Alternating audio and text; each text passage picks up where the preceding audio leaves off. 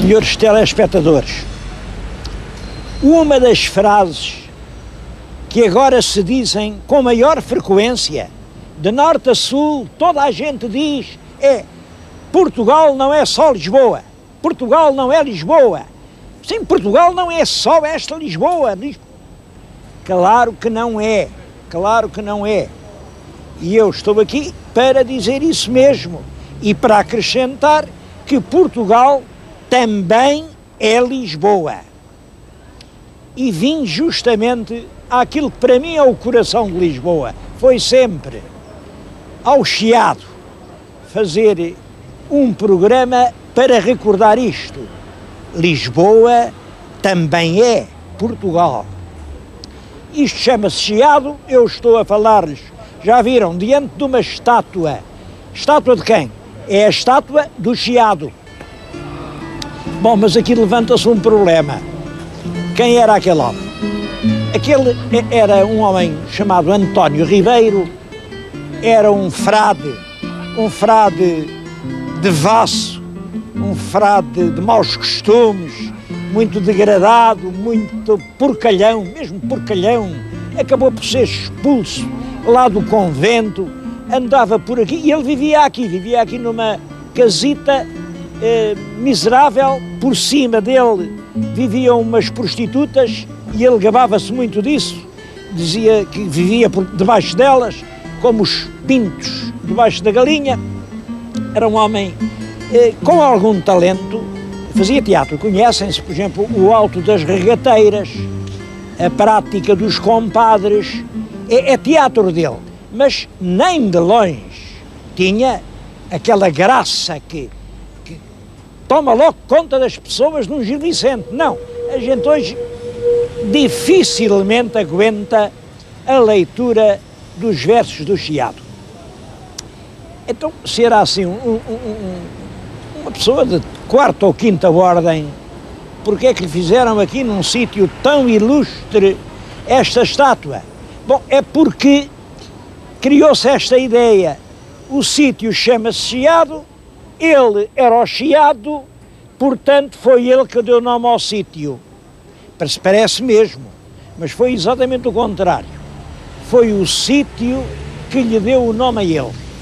Chamavam-lhe o Chiado porque ele vivia num bairro popular e assim de turbamulta, um bairro ruidoso, um bairro desorganizado, não tinha ainda, enfim, nada de nobre, era um bairro assim um bocado marginal aqui, e deram-lhe o nome do sítio onde ele vivia. Por isso mesmo, mais tarde, a esta rua, vieram a dar o nome de um verdadeiro poeta, que é Rua Garrete. Hoje, a rua que é o centro do Chiado chama-se Rua Garrete, mas a estátua que preside é o poeta Chiado. Vêem-no ali, uma bela estátua, aliás, uma bela estátua. Lá está ele com o seu ar chocarreiro, brincalhão. É um homem do tempo do Camões. Aliás, ele ainda conheceu o Camões e há epigramas que relacionam o Camões com ele. Mas, enfim, é uma figura realmente menor.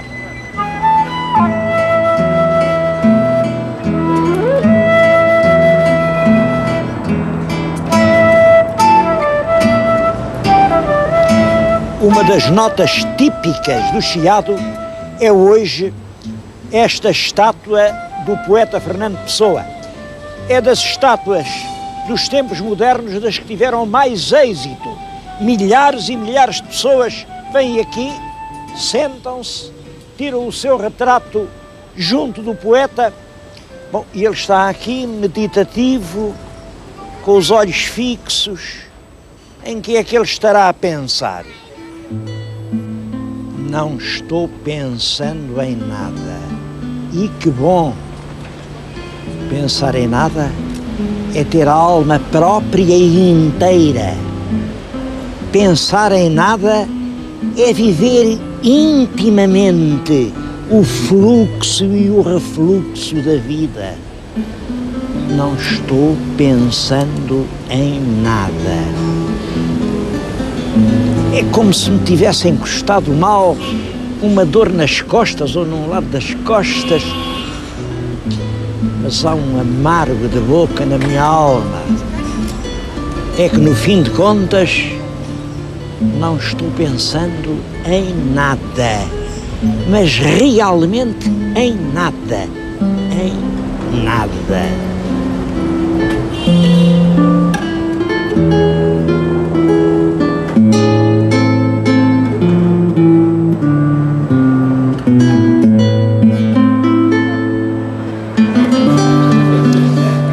Desde, pelo menos, os princípios do século passado, que o Chiado era um centro intelectual, um lugar de encontro de escritores, de políticos, de pensadores, um centro de livrarias, de tipografias, de jornalistas, e ainda hoje mantém muito esse caráter.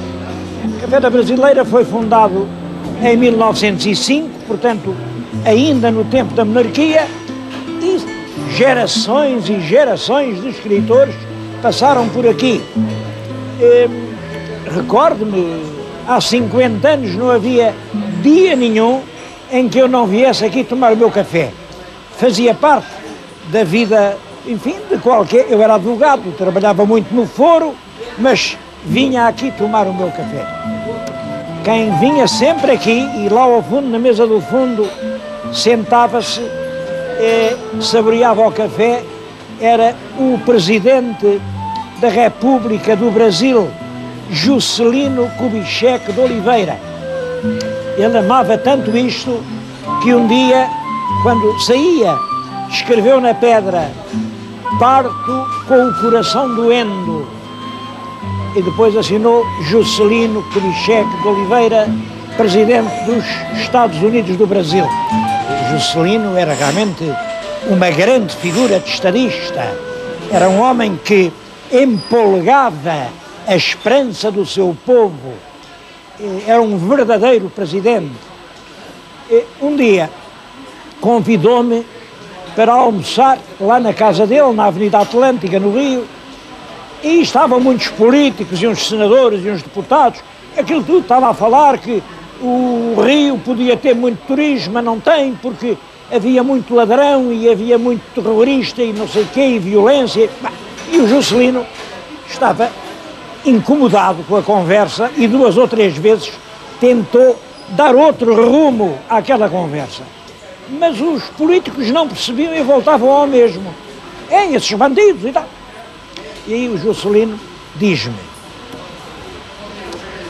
ele tratava toda a gente por tu, diz: "Olha, eles têm a razão, mas isso é um assunto que não tem a importância que eles julgam. Se eu quiser, amanhã acabo com isso. Vou aí e em cada porta tiro o ladrão e ponho um polícia. E agora tu responde-me, achas que o Rio ficava melhor?" Eu nunca me esqueci realmente dessa atitude. Houve uma gargalhada naturalmente na sala, mas reparem, o Presidente da República de um país com a importância do Brasil tinha esta perfeita noção. O clima realmente de descontração é essencial, e não é por uma cidade ter um polícia a cada porta que a cidade fica melhor.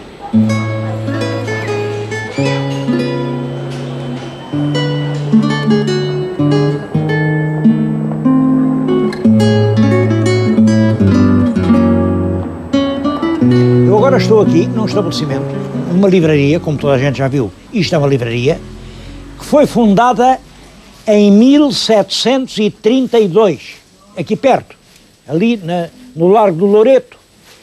Depois veio o terremoto, aquilo caiu tudo, e logo a seguir ao terremoto vem para aqui, desde o tempo do Marquês de Pombal, está aqui nesta sala, e naturalmente isto foi crescendo, a outra e a outra e a outra. Eu gostava que vissem isto porque é uma grande biblioteca aqui aberta ao público, onde toda a gente entra, toda a gente pode pegar nos livros, as últimas coisas, isto que é, olhem, é sobre os cátaros, é um tema que nos interessa à nossa cultura e às raízes da nossa cultura medieval imensamente. Um editor francês, é um livro que eu nunca li, portanto não posso falar mais dele. Isto, o que é? Um Cão que Sonha, da Agostina Bessa Luís. Bom, são as obras de grandes escritores nacionais e estrangeiros que estão aqui expostas. Dizem-me que há aqui 45 mil títulos, cerca de 70 mil volumes, e que diz, hoje já ninguém compra livros, porque a gente é tudo... Não é verdade, não é verdade. Aqui os números são, apesar de tudo, cerca de 1.200 livros em média por dia, porque podem crer. Uma coisa é ver na televisão, é ouvir, outra coisa é ler, armazenar, refletir. Eu sou das pessoas que acreditam que o livro continua a ter um papel absolutamente insubstituível na formação cultural de cada um. É claro, a pessoa pode ler ou não ler, mas se não ler, fica analfabeto, mesmo que lhe tenham ensinado a ler.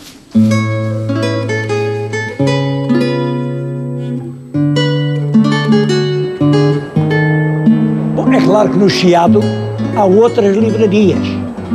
Eu não posso entrar em todas, mas vou lembrar a Lelo, a Livraria Portugal, a Feran, a Livraria Coimbra Editora, que é onde era a antiga Luso-Espanhola. Tudo isso são livrarias onde quem queira ler encontra praticamente tudo. O que não quis foi deixar de entrar, depois daquela que é das mais antigas do mundo, nesta, que está de certo modo ligada à minha vida e à minha infância, que é o Sá da Costa. Acho que o país deve muito a esta livraria. Aqui há 40, 50 anos, quando realmente havia menos leitores, quando editar era um risco económico, o Sá da Costa assumiu só isto, pôr ao alcance do povo português todos os grandes escritores clássicos da nossa literatura. Nasceu assim, isto é a coleção de clássicos Sá da Costa. Qualquer pessoa que queira ler, eu vou escolher ao acaso, é um volume das décadas de João de Barros. Quem não tiver lido João de Barros não sabe nada do século XVI em Portugal. É claro que são livros clássicos, eruditos, e isto julgam, custa assim um dinheirão, uma coisa... Não. O preço está aqui. Este custa 1.680 escudos, cerca de 1 conto e 500. Como sabem, 1 conto e 500 é o consumo mínimo em qualquer daquelas tascas ali de 24 de julho. Não me venham dizer que as pessoas não leem por falta de dinheiro. Quando a Sá da Costa entrou por este caminho de publicar, eles acabaram publicando 106 obras. Isto representou um investimento enorme, de saída muito lenta, mas pode-se dizer, eles puseram ao alcance dos portugueses os grandes tesouros da literatura nacional. É uma livraria muito moderna, onde se encontra tudo, nacional e estrangeiro, está aqui, diante das pessoas. Eu, entre tantos livros, olhem, escolhi este. É da Alice Vieira, esta Lisboa. Escolhi-o por 2 razões.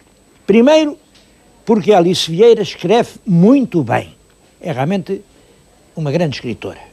E depois, porque o livro trata do Chiado e trata de uma maneira carinhosa e inteligente. Eu vou ler o que ela diz.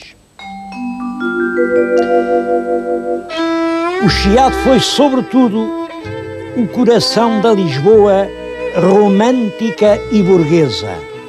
Não criou nunca um neologismo que o glorificasse. Nunca houve sequer a tentativa de um chiadar paralelo à tentativa do cafetar no Tavares. Mas no discurso lisboeta a par das modas, o Chiado não se subia nem se descia, fazia-se. Fazia-se num tempo em que andar de coupé, de landau, de tipéia, de broque, de choro de americano, e em que a vida das damas e donzelas tinha o vago sabor de opereta, cantada em tom desafinado nos raús do fim de tarde do Avenida Palace. O Chiado era, nos finais do século XIX e nos primeiros anos do século XX, o lugar por excelência onde, da província, se vinha beber a civilização e saber novas do país.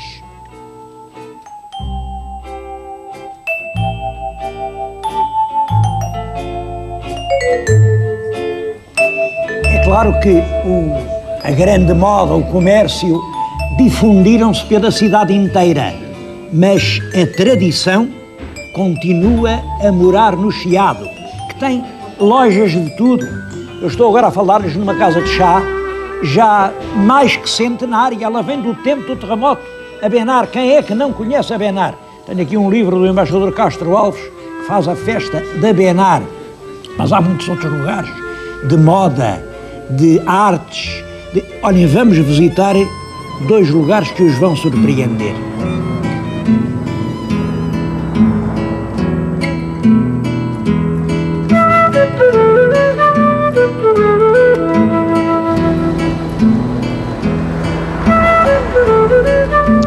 Estamos numa fábrica fundada em 1741, portanto, ainda antes do terremoto.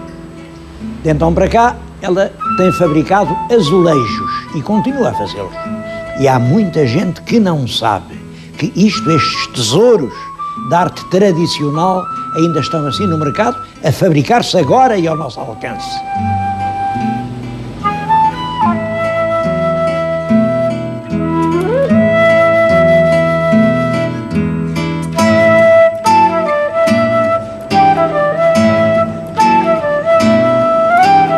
Outra fábrica de azulejos. Esta foi fundada em 1849 e, portanto, para o ano faz 150 anos. Bom, aqui dizem-me que o azulejo começa outra vez a estar na moda, mas nas nossas escolas de belas artes, os nossos alunos de arquitetura não ouvem falar de azulejo. Não há nenhuma disciplina que mostre realmente este grande valor decorativo que teve o azulejo durante tanto tempo. Mas aqui está, aqui no Chiado, bem à mão, azulejos iguais aos antigos.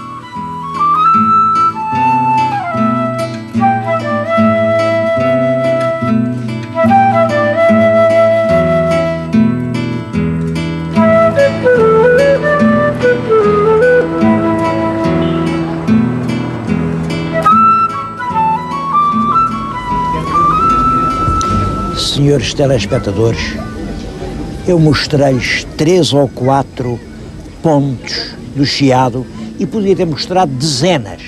É claro que não o fiz por uma razão de tempo, como estão a compreender. E quis vir dizer estas palavras num lugar especialmente significativo e que hoje faz parte da paisagem do Chiado. É um restaurante a que dão o nome de O Céu de Lisboa. O Céu de Lisboa fica no alto, mesmo no alto, do elevador de Santa Justa e hoje é procuradíssimo, sobretudo pelos estrangeiros que querem abarcar a cidade toda com um só olhar. O que eu queria dizer é que o Chiado não é apenas um bairro de Lisboa, não é apenas uma tradição erudita. O Chiado é um valor que faz parte, hoje, da história de Portugal.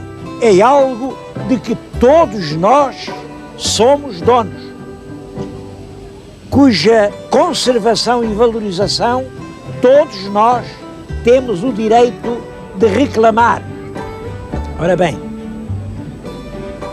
já passaram 10 anos. Foi no dia 25 de agosto de 1988. Já passaram 10 anos sobre a data em que houve aqui no Chiado um incêndio terrível que em algumas horas reduziu a escombros os quarteirões centrais. Muitos dos meus telespectadores estão recordados dessas imagens dramáticas, os bombeiros a lutarem contra as chamas que parecia que nenhuma força do mundo era capaz de dominar. Bom, o incêndio lá acabou. Ao meio da tarde do dia seguinte já era só um grande panacho de fumo a descer para os céus. Aconteceu um incêndio, pronto, ardeu. Ardeu, é natural, a vida é isso mesmo, a vida é arder. Tudo acaba, aquele bairro, aquela cidade, tudo isso acabou. É claro, houve muitas especulações, porque é que aquilo ardeu, não devia ter ardido, não sei o quê. Houve até insinuações, com certeza que foi. Eu acho que é tão simples, porque é que aquilo ardeu. Bom, como sabem, esta cidade de Lisboa, durante séculos, alumiou-se com candeias de azeite, depois vieram os candeeiros de petróleo, mas aqui, há 80, 100 anos, veio finalmente a eletricidade. E toda a gente pôs eletricidade em casa. A Lisboa Antiga está cheia de instalações elétricas ainda de cordão, assim, ao resto da parede, com aqueles interruptores muito antigos.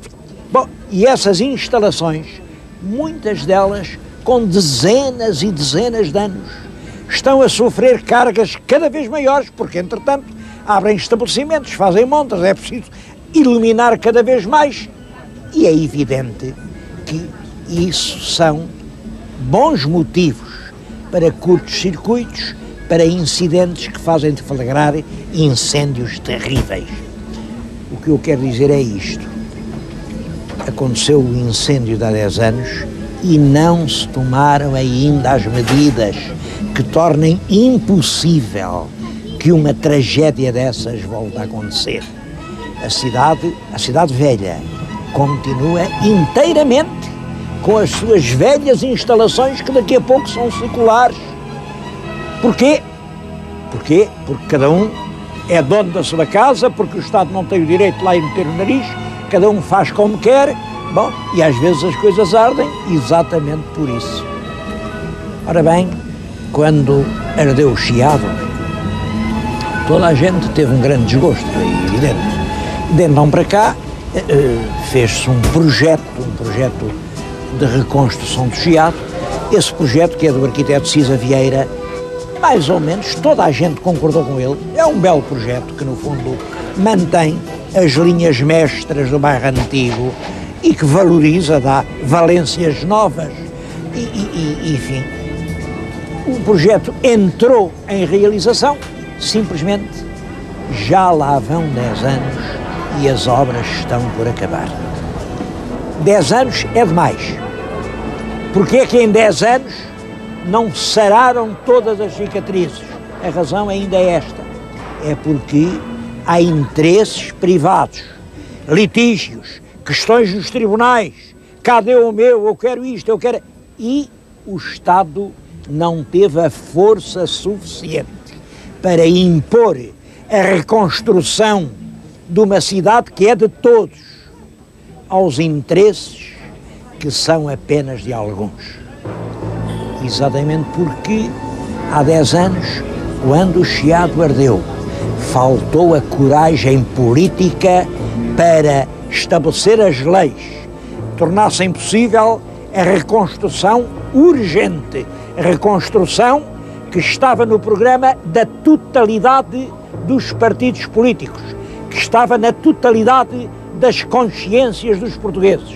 Ninguém quer ver a cidade onde nasceu ou onde reside assim transformada num sombrio montão de escombros. Toda a gente estava de acordo, mas ninguém fez essa lei e o Chiado continua em obras. Bom, eu acredito que o Chiado vai voltar a ser o coração de Lisboa. Olhem como está bonito o metro, a estação do metro. Reparem, enorme. Agora chega-se ao Chiado num instante. Eu bem sei que é preciso vir naquelas escadas rolantes, chegar cá acima, mas o Chiado voltou a estar ao alcance de toda a gente. Mas reparem, acabaram primeiro as obras do metro, que se fez a partir do zero, do que as obras dos armazéns do Chiado, que eram apenas reconstruir um casarão que ardeu. Há qualquer coisa que não está certo em todo este assunto.